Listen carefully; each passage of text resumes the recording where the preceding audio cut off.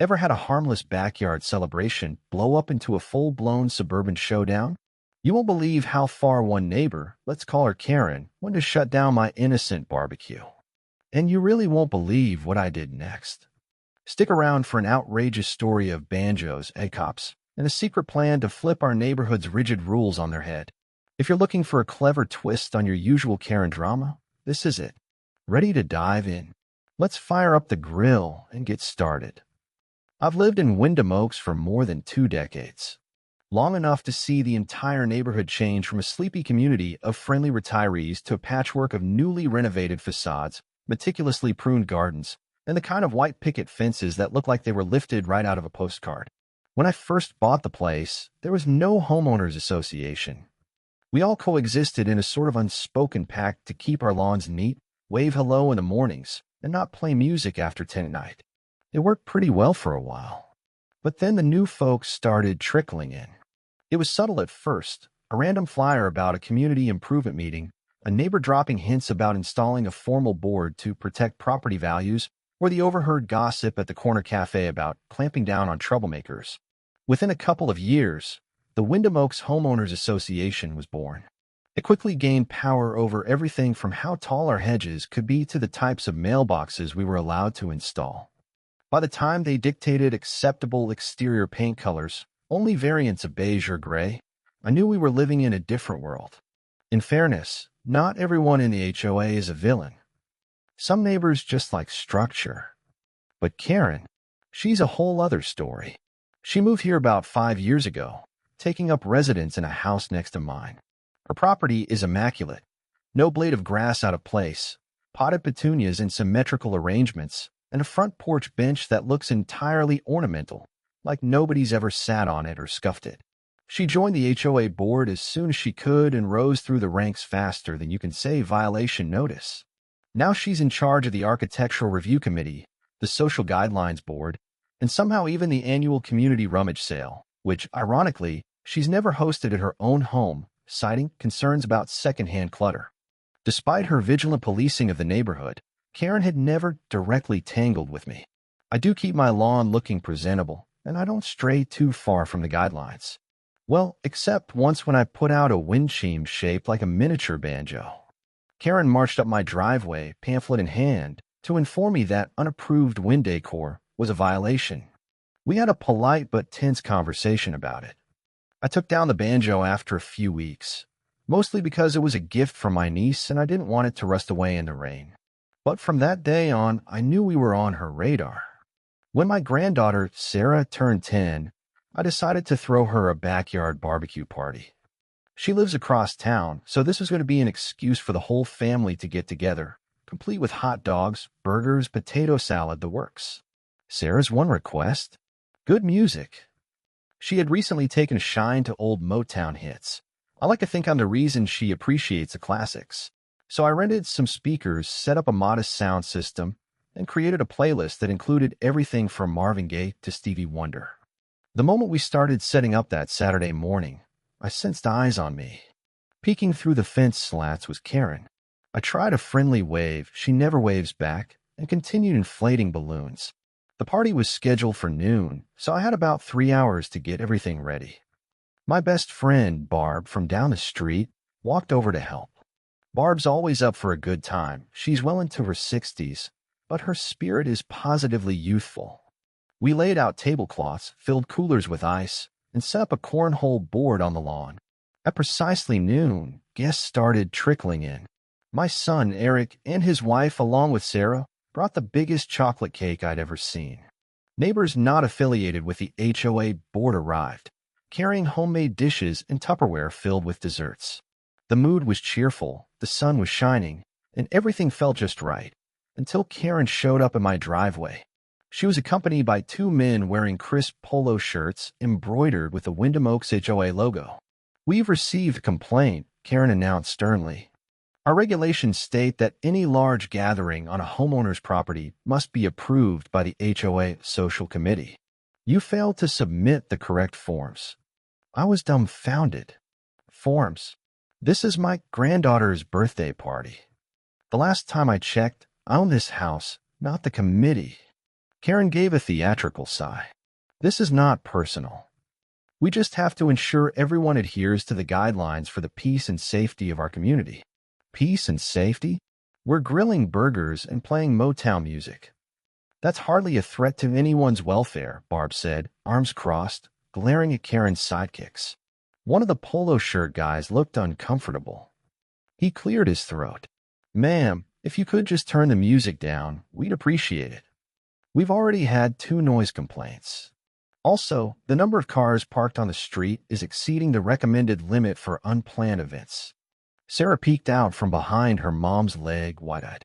The sight of a child's disappointment softened something in me, but it also stoked a quiet fury.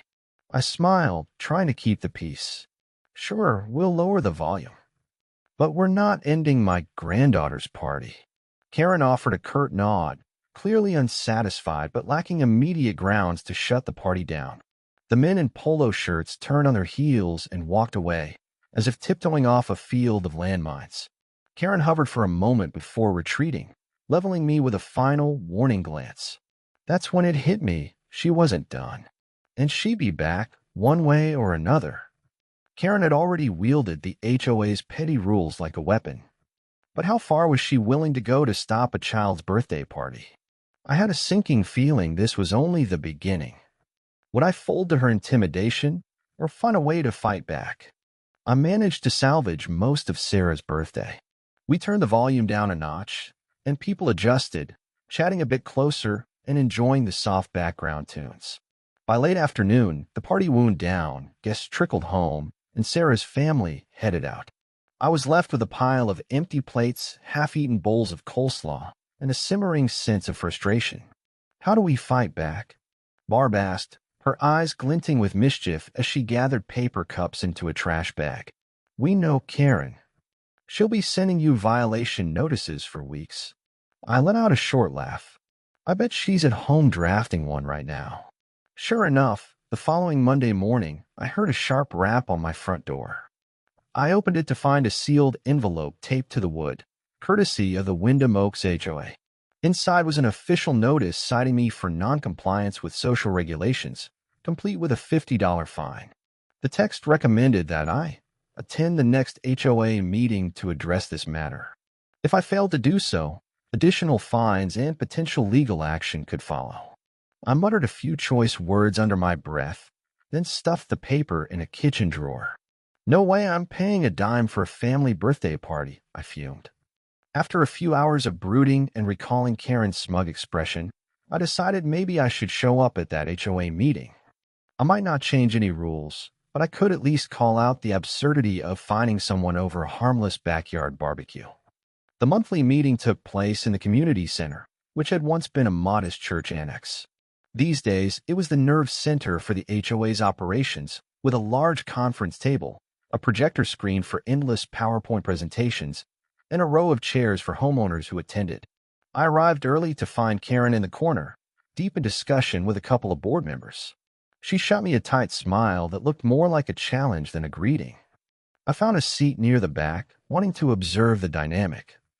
The meeting kicked off with the usual drudgery, a review of the minutes from the last session, an update on the budget, some announcements about a new security gate project.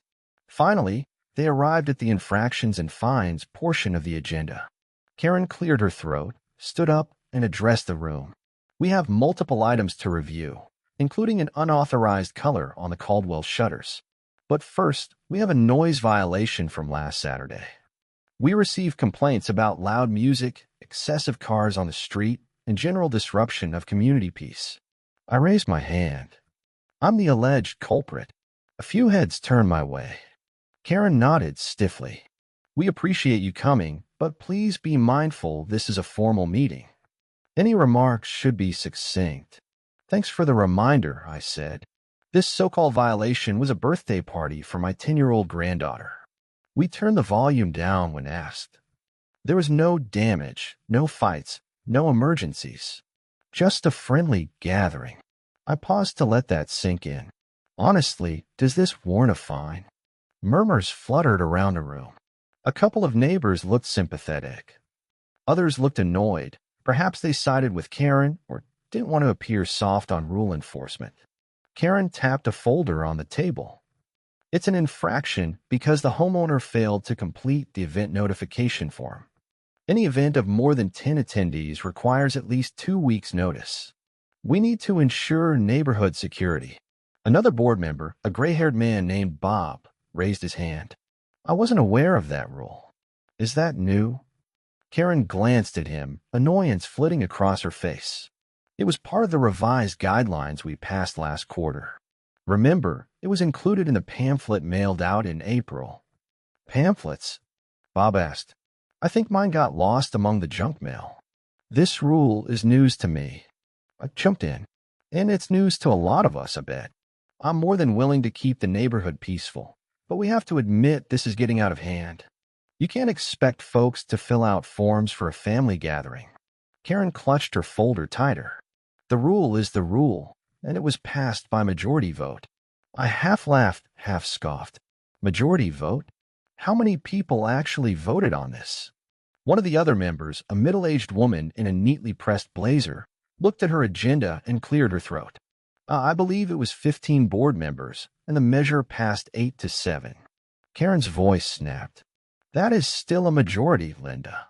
The tension in the room felt thicker than Georgia humidity in August.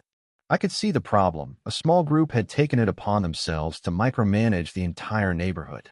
Meanwhile, the rest of us were either too busy, too disinterested, or too intimidated to challenge them. I realized this wasn't just about my barbecue anymore.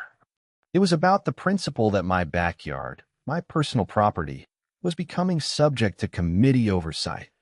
I stood up and faced the board. Look, if you want people to follow new guidelines, you need to actually tell them.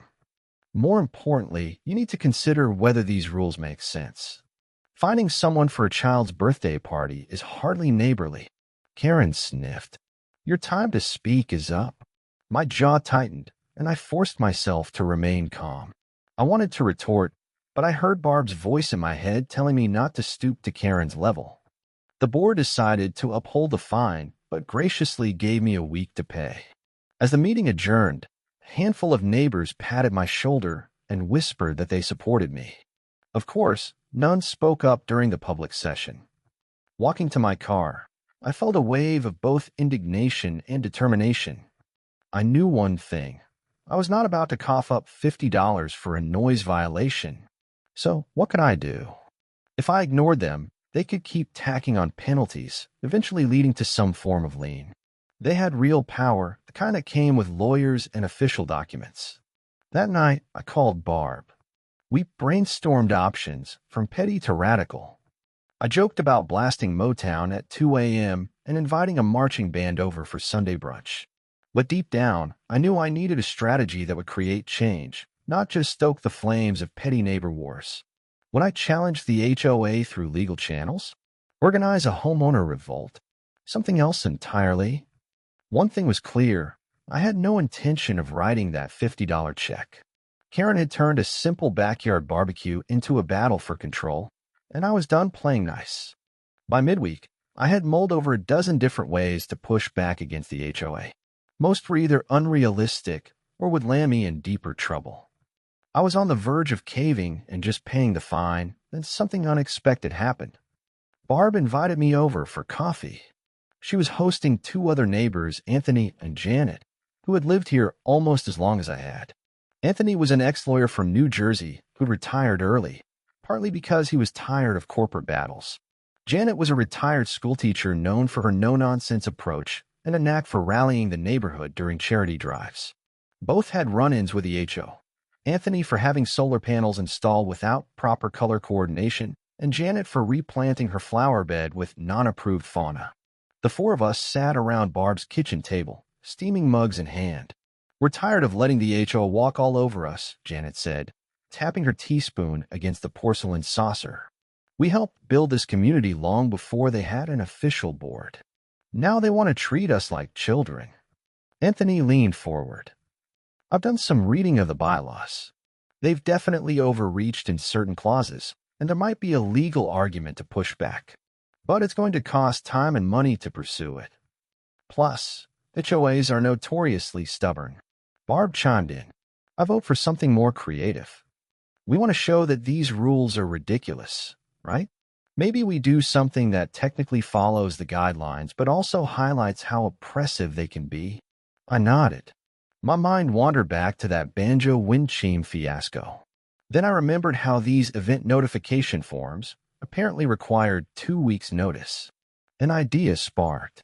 What if we submit an event notification for something so big, so elaborate, that the entire neighborhood will get wind of it and realize just how absurd the rules are? And then we actually host it in full compliance so they can't shut it down? Barb's eyes lit up. Like a giant neighborhood fair. With music, games, maybe even a dunk tank. All within the guidelines. Anthony raised an eyebrow. Imagine the complexity of the form for that. They'll be forced to either allow it and watch it happen, or reject it and look like tyrants. Janet laughed. Let's do it. But we need a theme. I thought about it. What if we call it the Good Neighbor Hoedown, a massive block party that invites everyone, even the board?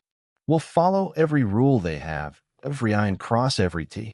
Let them see how much red tape they've created. And so the planning began. Anthony volunteered to handle the paperwork.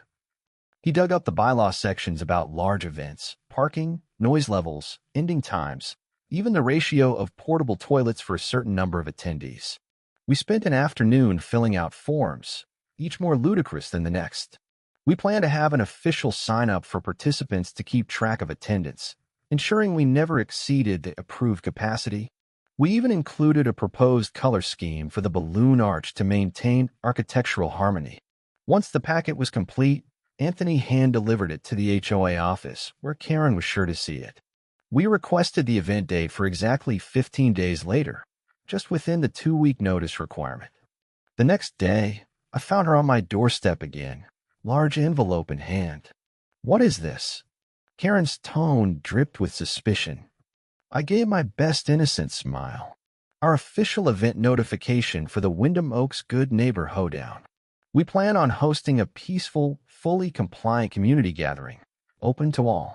Karen shuffled through the pages. You're requesting to block off the entire length of Maple Drive for 5 hours on a Saturday afternoon? You want to erect a stage? And a bounce house? All within the guidelines, I replied. We specifically noted how we'll keep decibel levels at or below 65 for music, and we've allocated monitored parking spaces along Oak Terrace, just like the rules state. She narrowed her eyes. We'll review this at the next board meeting. I can't guarantee approval. I flashed a sympathetic look. I understand, but we've met every requirement. After all, the rules are the rules, right? Karen left, frowning. I closed the door, fighting back a grin. If the board tried to deny our event without a legitimate reason, they'd expose themselves to claims of favoritism or arbitrary enforcement. If they approved it, they'd be faced with the spectacle of us following their labyrinthine rules to the letter, all while celebrating in the biggest, most visible way possible. A week later, we got our answer, approved, with a stack of stipulations as thick as a phone book. We had to provide our own security staff. We convinced Anthony's nephew, who runs a small private security firm, to volunteer. We needed licensed food vendors for safety compliance. I found a neighbor with a catering license who was thrilled to help. We were required to have a certain number of trash receptacles per yard. Barb borrowed enough bins from her church to line the street. We even had to post flyers specifying the event hours so that residents could plan accordingly. Perfect. As word spread about the Good Neighbor Hoedown, excitement soared among families starved for old-fashioned fun. Neighbors who were once indifferent took notice. Some started asking questions about the rules. Why was so much paperwork needed for a simple block party? Couldn't the HOA handle these things with common sense? Every time someone asked those questions, I just shrugged and said, they're the ones who set the guidelines. We're just following them to the letter. It lit a spark in people's minds. The seeds of frustration with the HOA's authoritarian approach began to sprout. Finally, Hoedown Day arrived.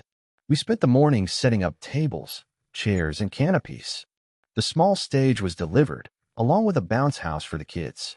We had name tags and sign-in sheets for attendees to confirm the expected head count. Anthony even set up a decibel meter near the stage to ensure we never exceeded the noise limit. The event began at noon, the same time Sarah's birthday had started.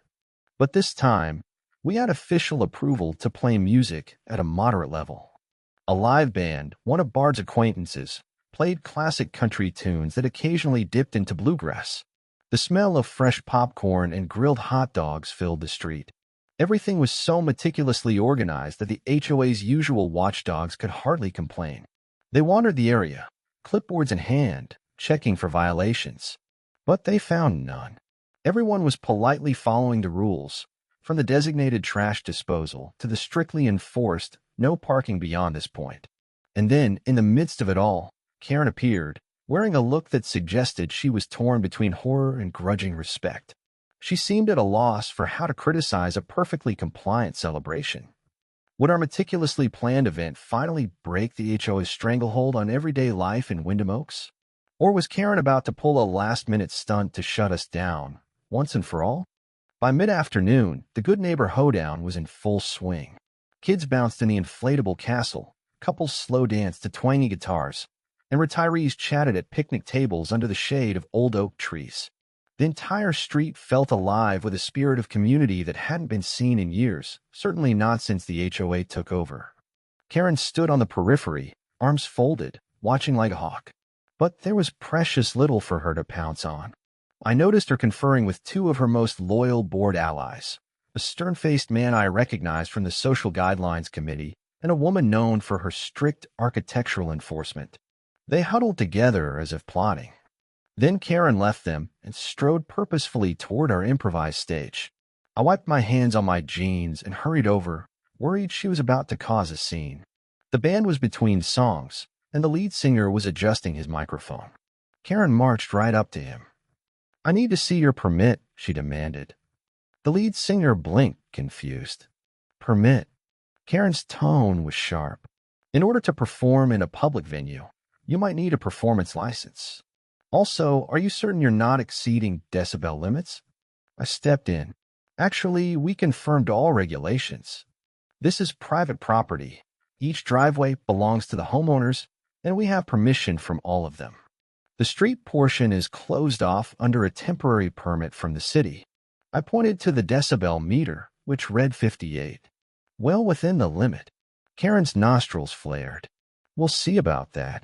She spun on her heel, and I caught the fleeting smirk of the lead singer, who gave me a discreet thumbs up. As Karen stalked away, Anthony ambled over. "We saw that," he said quietly. "She's checking for any loophole to shut us down. Are you worried?" I shook my head. "No, she won't find a thing. But keep an eye on her, just in case." Sure enough, Karen and her minions continued to prowl around, peering into trash bins to ensure they were used properly, counting chairs to see if we exceeded occupancy guidelines. But everything was in perfect order. If anything, we were overprepared. As the sun set, the band shifted into more upbeat classics. A spontaneous dance party broke out. Neighbors who'd never met before were laughing, clapping, and boogieing down the street. That's when I noticed Karen pulling out her phone.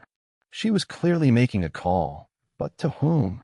My stomach clenched at the thought she might be summoning some official authority to disrupt our night. Half an hour later, a black SUV pulled up, and two uniformed security officers stepped out. They weren't local police, just some private service the HOA occasionally hired for events. They walked through the crowd, scanning the area. One of them approached me. "Evening, ma'am," he said. "We were called to assess a potential disturbance and verify compliance with regulations." I forced a friendly smile. "We have the HOA's official approval. All forms are in order." The man nodded. "I understand, but we still need to do a routine check. Mind if we look around?" "Go right ahead," I said, stepping aside. They spent 15 minutes combing through the event, measuring distances between the tents and the curb, verifying the bounce house was within our property lines, and even taking note of how many restrooms we had available. In the end, they found no violations. Karen hovered nearby, arms folded, lips pursed. When she saw them finish their inspection and exchange a few amicable words with me, she charged over. Well, she demanded of the security officers, "Aren't you going to shut this down?" "Ma'am," one of them replied, "they're operating well within the guidelines. In fact, This is one of the most organized events we've seen. For a second, I thought Karen might explode on the spot. Her face reddened, but she bit back whatever she wanted to say. With a withering glare, she turned and stormed off. The two security officers left as quietly as they came. After that, Karen remained on the fringe of the festivities, watching. But there was no more fight left in her that night. People noticed her sour expression, but they were too busy enjoying themselves. A few folks even tried to offer her a piece of pie or a soda. She refused both, not meeting their eyes.